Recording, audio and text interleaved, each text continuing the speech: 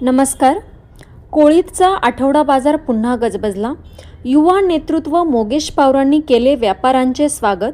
व्यावसायिकांमध्ये आनंद. जाणून घेऊया सविस्तर माहिती.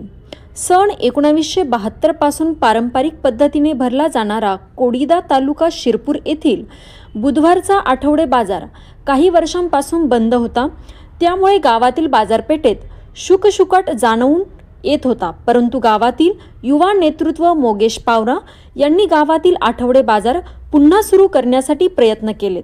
धुळे जिल्हा परिषदेचे माजी सदस्य प्रकाशदादा, पंचायत समितीचे माजी सभापती सत्तरसिंग दादा, रतनदादा, उपसरपंच गौतम सोनवणे, पोलीस पाटील भारत पवार, शांतीलाल पवार, आरोग्य अधिकारी डॉक्टर हिरा पवार, माजी सरपंच सुनील मुखडे, येथील सरपंच मंगेशदादा यांच्या प्रमुख उपस्थितीत कोळीद येथील आठवडे बाजाराचा पुन्हा शुभारंभ करण्यात आला.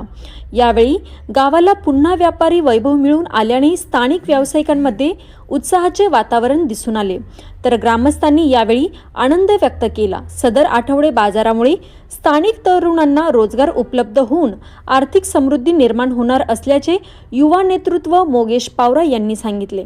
यावेळी मोगेश पवार यांनी उपस्थित व्यापाऱ्यांचे स्वागत केले.